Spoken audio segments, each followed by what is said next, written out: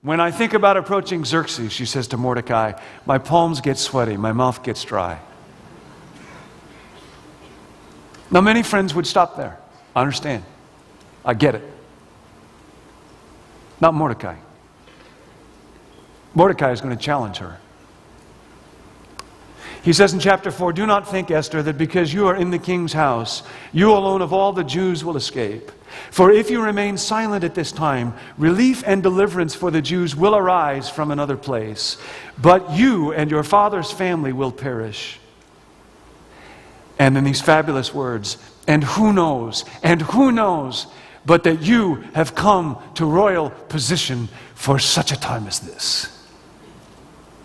Esther, the fate of a whole nation, the fate of the people of God, the fate of God's dream to redeem the world, in human terms, at least as far as we can see it right now, rests in your hands. You have not been brought to this point in your life for the sake of accumulating an exquisite wardrobe and precious gems and exotic fragrances. You have not been brought to this point in your life to become the most desirable, attractive, applauded woman in the kingdom. You have not been brought to this point in your life for any of the reasons that the king thinks you have. You have been brought to this point to work for justice and to spare people a great suffering. You have been brought to this point to oppose a man who is vile and evil and supremely powerful. You have a mission, Esther, and your mission matters. You have been brought to this point in your life not for yourself at all, but to be a part of God's plan to redeem the world. So, Esther, do not let your success at filling society's shadow mission for women blind you to what God says your mission really is. Esther, lick your palms. Now, to face the difficult truth, to face a difficult truth without getting discouraged, without going in the tank, and without getting defensive, just to receive it. It's one of the great challenges of a leader. And Esther does. Esther tells Mordecai she wants to have 3 days to withdraw with her closest friends for fasting and prayer. Because she finds out that this strange thing of moving into a position that seemed like it was all about exaltation and status and glory turned out to be not that way at all. It turned out to be really about sacrifice and serving. And she's going to need strength beyond herself for this. She asked him to gather all of God's people in Susa for 3 days of fasting and prayer. She refuses to try to achieve this mission based on her beauty and her cleverness and her influence, though they are great. And it may raise this question for you or for your team. When's the last time you had an extended period of prayer? Maybe fasting and prayer.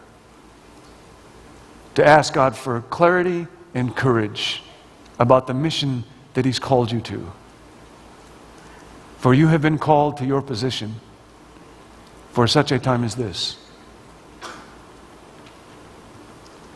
She says to Mordecai, when this is done, I will go to the king, even though it is against the law. And then she responds with words that are as magnificent in their courage as Mordecai's were in their challenge. When this is done, I will go to the king, even though it is against the law. And if I perish, I perish. God, what a heart.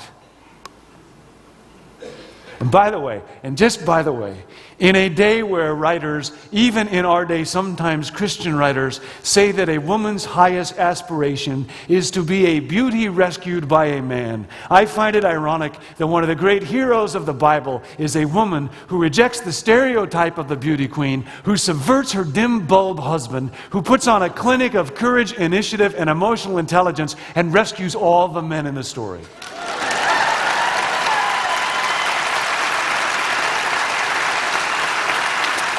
And just by the way, if you are a woman and God gifted you to lead for God's sake, for the church's sake, for the sake of the sorry, dark world, lead.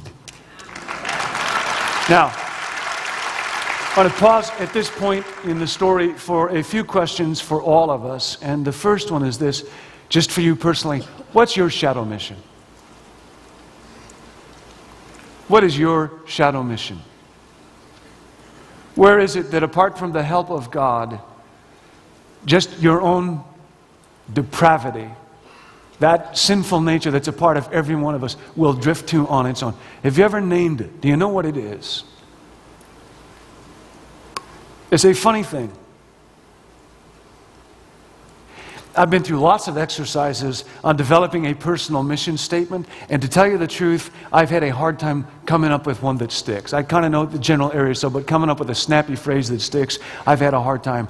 I can tell you my shadow mission in 4 words, and I've known it since I was 12 years old. I used to do some speaking when I was a little kid in our hometown, and there was an article one time that came out, and the headline on it was, "Talkative Boy Wins Acclaim."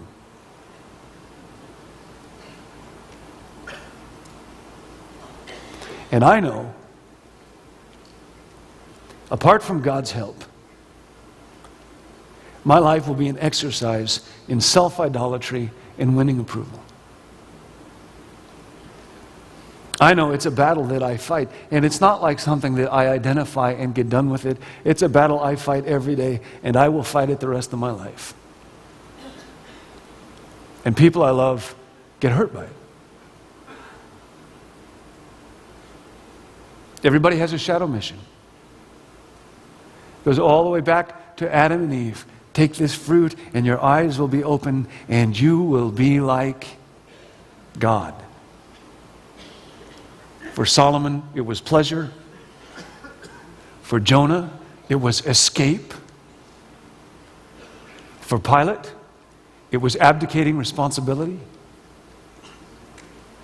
For a character named Simon, Simon the sorcerer, he's called in Acts chapter 8, his shadow mission was having a spectacular ministry. Remember, he's the one that wanted to buy the Holy Spirit from Peter so that he could do what Peter was doing.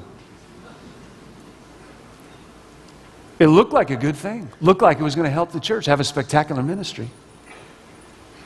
See, part of what makes the shadow mission so tempting is that it's usually so closely related to our gifts and passions and wiring. It's not like it's 180 degrees off track. It's just like maybe 10 degrees off track, but that 10 degrees is in the direction of hell. And then a calling gets hijacked by my ego and my wounds. The shadow mission is my authentic mission hijacked by my ego and my wounds. And there's no Jesus in it. But if you don't know it, if you don't name it, if you don't share it with the people around you, it's very hard to fight it. Next question. What is the shadow mission of your church, of your organization? Because, see, groups of people have shadow missions.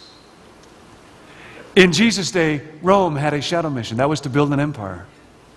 In Jesus' day, Israel had a shadow mission, and that was just to be exclusive, to be a little enclave.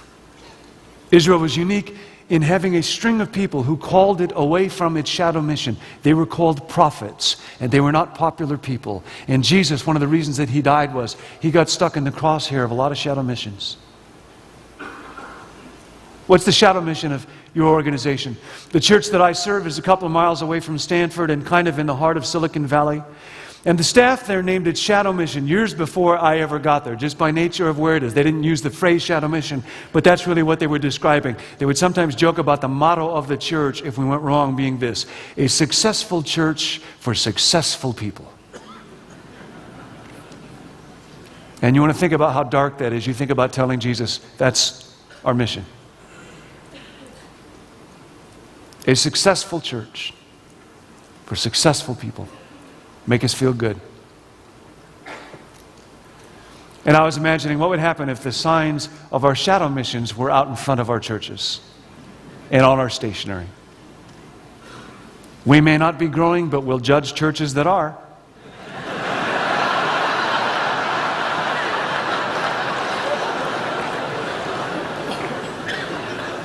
Successfully avoiding conflict since 1893. If you had to name your church's shadow mission, what would it be? And I hope sometime this weekend, over the next day or so, your team will have a chance to wrap your arms around that one. Next question. Who is Mordecai in your life?